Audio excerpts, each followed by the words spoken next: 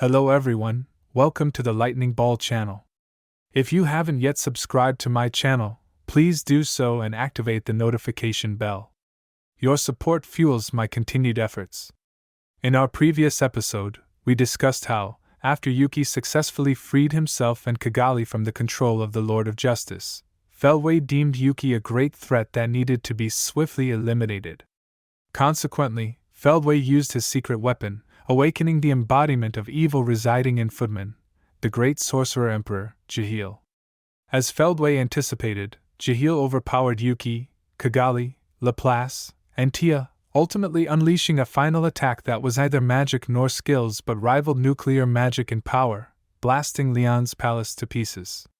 In their final moments, Yuki and the moderate Harlequin alliance saw their dreams come to an end. In this episode, we turn our focus back to Rimuru and his greatest adversary, Manus Michael, to explore their respective actions.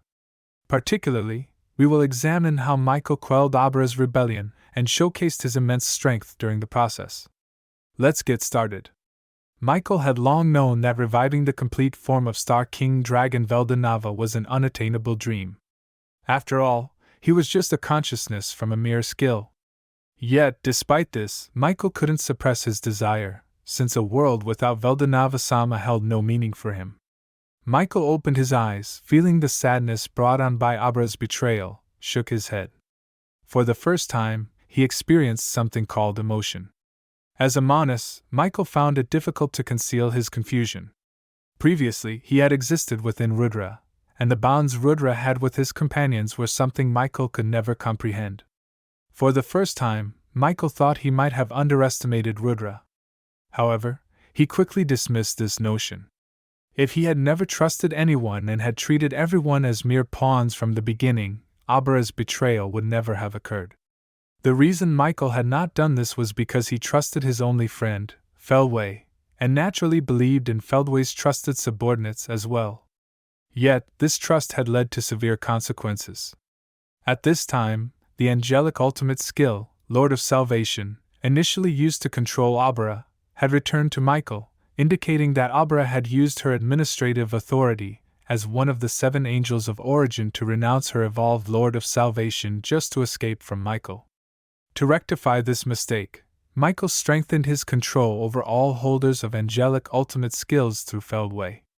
This eliminated the possibility of any further betrayal from the Phantom Army. As for the Insectids, while there was a potential for betrayal, their interests currently aligned with Michael's. As long as he kept them under surveillance and prepared the battlefield for their army, it shouldn't be a significant issue. The so-called battlefield was the area Michael had previously agreed upon with the Insect Lords Zelenus, intending to place the Insect army at the front lines and give them the territory they seized. However, such a place had not yet been found because there were still other issues to address. First and foremost, Michael had to deal with the traitor Abra. Abra's original task was to monitor the evil god Evarage at Spooky Palace in the Otherworld. Although Michael didn't particularly care about Evarage or what might happen in the Otherworld, if Abra allied with the demon lords or let Evarage cause havoc in his rear, it would lead to even more troublesome issues. To prevent such scenarios, it was necessary to nip these rebellious buds in the bud. This meant not only eliminating Abra but also her entire Phantom Army, which was originally a wing of Michael's own forces. The loss of such combat power due to his own mistake displeased Michael, marking his first experience of such a feeling. As the most powerful Manus, distracted by emotions, made Michael annoyed. Given that any event seemed to trigger emotional responses, Michael decided it was best to embrace these feelings. Anxiety narrows vision, and anger dulls thought. Thus, regretting his past actions was pointless now. To avoid further failure, going with the flow seemed the most constructive approach. Michael now had an answer for how to handle Abra. He decided to personally eliminate Abra. Instead of pushing the responsibility onto others and risking further mistakes, handling Abra himself ensured he could manage the situation calmly. When he reached this decision, Michael felt a surge of excitement, another first-time experience for him. Switching the perspective to the Otherworld, this realm was as vast and weightless as outer space, where only objects formed from condensed magicules emitted strong gravitational forces. The phantoms, originally angels, had established their outpost here by utilizing these objects to recreate a life similar to that in the central world, ensuring they didn't forget what it was like to live under the influence of gravity. Michael used spatial teleportation to leap to Abra's stronghold, only to find it had become an empty shell. He then sensed the presence of a large army. Looking in that direction, Michael saw Abra had also noticed his arrival and had immediately taken a defensive stance. Hundreds of thousands of phantom soldiers formed an impeccable formation, surrounding Michael from all directions, above, below, left, right, front, and back, in a three-dimensional hemispherical array. This formation was designed to be an unbeatable strategy against cryptids, who were accustomed to individual combat. Michael sighed, lamenting that he had hoped to utilize this powerful army effectively. However, it seemed negotiation was out of the question. Not that Michael intended to negotiate. He had already decided to eliminate all traitors to rectify his mistake. Abra remarked that Michael had arrived sooner than expected. Michael, with indifference, replied that Abra's actions were meaningful only in making him realize his mistakes, but that was all, and he would not forgive Abra. However, the resolute Abra stated she had no intention of begging for forgiveness, asserting that Michael was merely a self-aware entity born from a skill, and she felt no obligation to obey such a nonsensical being. This declaration marked the beginning of the battle. The first to take action was Abra. Under her command, the front line of the Phantom Army took a defensive stance while the rear alternated continuous ranged attacks.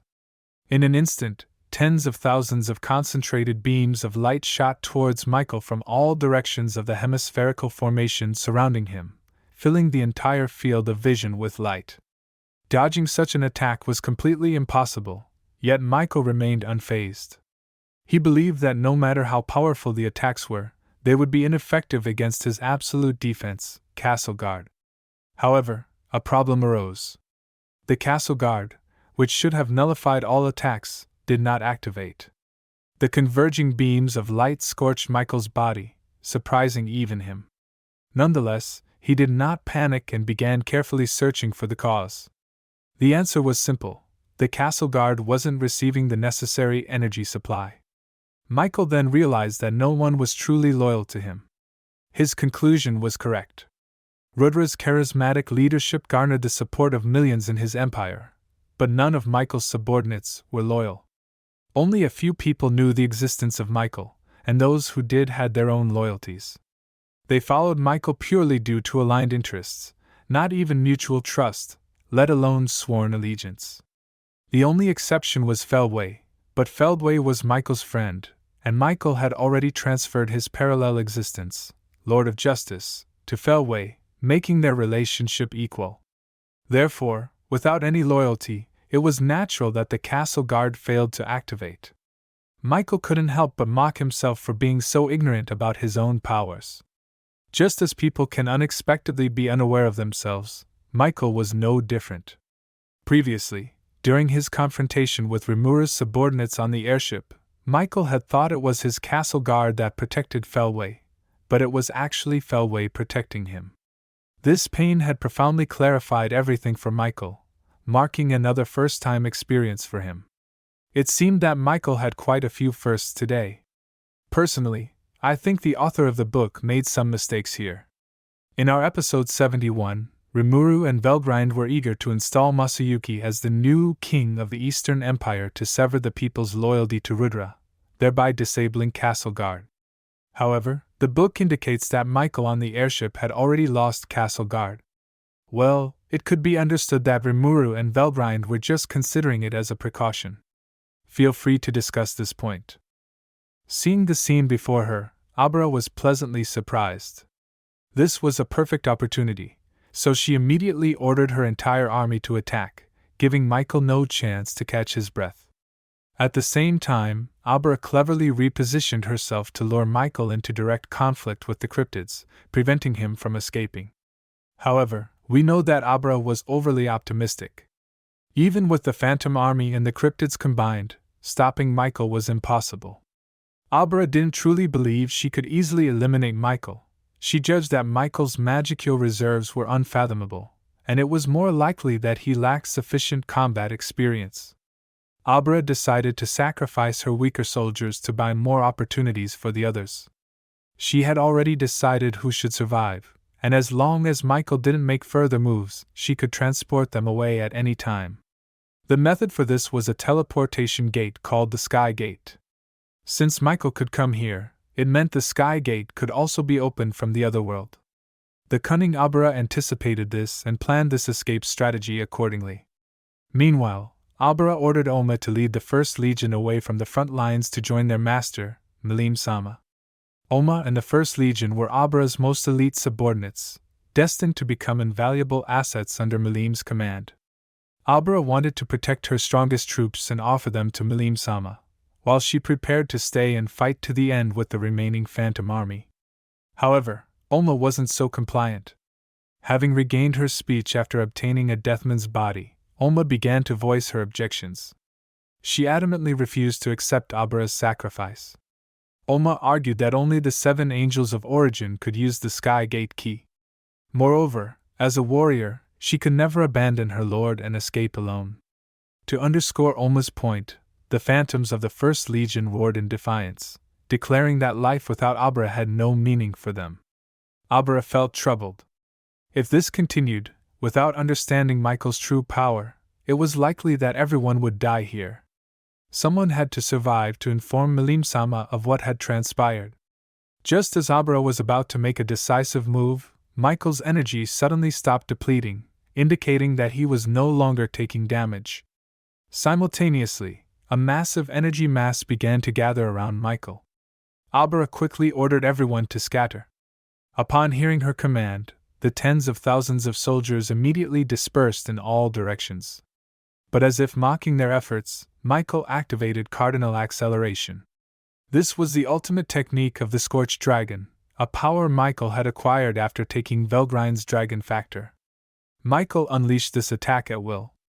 The red dragon with numerous heads ravaged Abra's army like a nightmare, claiming tens of thousands of lives in an instant. Abra was utterly shocked by the scene before her. Although her timely order had mitigated some of the losses, the death of so many subordinates stirred intense emotions within her. That single strike demonstrated that despite there being only Michael, the gap in power was so vast that victory was impossible. In fact, the tens of thousands of beams that had previously harmed Michael were now completely blocked by his ice barrier. Michael had not only absorbed Velgrin's abilities but also those of the Frost Dragon Velzard, including the Snow Crystal ability. The Snow Crystal created a defense barrier that could repel all types of attacks and block various wavelengths. While particle attacks could be effective, breaking through this defense required energy equivalent to Velzard's. Now, Michael had surpassed Velzard, making it impossible for Abra and her hundreds of thousands of phantom soldiers to shatter this shield. In this life-or-death moment, Abra once again ordered Oma to escape and report the situation to Milim-sama. However, Oma steadfastly refused Abra's command, stating that as an advisor, she was not obligated to follow Abra's orders. Oma insisted that it was time for Abra to use the Sky Gate authority of the 7 Angels of Origin, warning that any further delay would be too late. Abra sensed Oma's resolve and realized that this was their only option. Abra then told everyone she would leave it to them, declaring that the time for their desperate struggle was now. Reluctantly, Abra issued the command that would send all her soldiers to their deaths. Yet, despite this, her subordinates showed expressions of joy, proclaiming that they were willing to sacrifice their lives for Abra-sama without any regret. With this as their signal, the merciless onslaught began anew. Next, let's shift our perspective to Rimuru. After the teleportation, Rimuru, along with Benimaru, Sue, Ranga, and Kamara, found themselves in a silver world. Even Rimuru, who could usually ignore the cold, felt the mind-numbing chill. This was undoubtedly the aftermath of Velzard and Guy's confrontation. Their battle had created a death zone where no one else dared to enter. Rimuru decided to leave them be, not wanting to interrupt the couple's quarrel. He could feel Guy's furious gaze sweeping over him repeatedly, cursing Rimuru as a bastard. However, Rimuru decided it was best not to delve too deeply into Guy matter. After all, he and his subordinates were indeed outsiders, and it wouldn't be appropriate to interfere in Guy and Velzard's personal affairs. Seal seemed to be staring at Rimuru in disbelief, but Rimuru was too preoccupied to care. Knowing the danger in that direction, the correct course of action was to avoid it entirely, setting the stage for Guy to hold a grudge against Rimuru later. The second strongest battle aura came from Diablo's direction, facing off against Zelario. Rimuru decided to let Diablo continue his fight, reasoning that if even Diablo couldn't defeat his opponent, his own intervention would be futile. Seal was clearly displeased with this self-deprecating remark that elevated Diablo, but Rimuru took the time to explain his reasoning. He revealed that he recently noticed Diablo had a habit of slacking off whenever Rimuru was present. Diablo himself probably hadn't realized this tendency. The reason, Rimuru speculated, was that Diablo couldn't help but pause his efforts to witness Rimuru-sama's actions. Seal, understanding now, was taken aback. Having won the argument with Seal for once, Rimuru felt quite pleased. Rimuru then gave instructions to his subordinates. He and Benimaru would head to the main battlefield where Leon was, while Suwei, Rhonda, and Kamara would support others in danger. At that moment, Rimuru sensed a strong magical presence near the surface outside but felt an instinct to ignore the group. When Seal asked for a reason, Rimuru couldn't explain it. He simply trusted his intuition. Rimuru and Benimaru then teleported to the castle. The instant they stepped inside, Rimuru sensed an immense energy, even greater than his own when not using True Dragon Release. This energy came from an ultimate skill-enhanced giant fireball, which had purely increased heat and destructive power, capable of shattering even particles, and, thus, it could also destroy souls. In front of the fireball, Yuki stood at the forefront with the last of his strength, defending Kigali alongside Laplace and Tia. Before Rimuru could fully grasp the situation, the giant fireball hurtled toward Yuki and the others. Seeing this, Rimuru instinctively felt it might be too late to save them. However, Seal suggested that using God of Void to consume the attack might give them a chance. With time running out, Rimuru immediately deployed the all-consuming God of Void, but a massive explosion ensued, causing the castle to erupt. Though Rimuru managed to suppress the explosion with his abilities, the direct impact left Yuki and Laplace completely consumed by the light. Rimuru seemed to hear Yuki's final words, expressing that despite the trouble he caused, he didn't dislike Rimuru. Laplace's voice followed, assuring that he was at peace with Rimuru's arrival. Although it seemed like he could hear their voices, Yuki and Laplace had indeed vanished without a trace. Yuki had always caused trouble for Rimuru, but he was a fellow countryman entrusted to Rimuru by Miss Shizu. As for Laplace, Rimuru no longer resented him, and even felt they could have been good partners. Seal comforted Rimuru, suggesting that the two might still be alive somewhere, given their tenacious life forces. Rimuru understood this was merely a comforting remark. The situation before him made it clear that Yuki and Laplace had sacrificed themselves. However, Seal's words brought Rimuru back to reality. Thanking Seal, Rimuru shifted his thoughts. Though Yuki and Laplace had fallen, they were not directly related to the mission's objectives. Both were resilient, and there was a chance they might still be alive. If that was the case, dwelling on sadness would be counterproductive. He had a mission to complete, and failing due to grief would dishonor the time they bought Rimuru. Moreover, Tia and Kigali, whom Yuki and Laplace had protected, were safe in Rimuru's imaginary space, meaning their efforts were not in vain. Determined to fulfill his task and meet their expectations, Rimuru turned his focus to the enemy. Alright, that's all for this video. In this episode, the author highlighted Michael's characteristic for the first time, simplicity. More accurately, Michael had just begun experiencing emotions, having previously observed from behind Rudra. Additionally, his understanding of skills was shallow, factors that would lead to his eventual failure. In our next episode, Rimuru will have his first clash with Felway, and Benimaru will face Jahil, whose existence points far exceed Benimaru's. We'll also explore the fight between Vega and Rhonda and discover why Leon's subordinates and Rain and Misery's followers would become interested in raising pet dogs.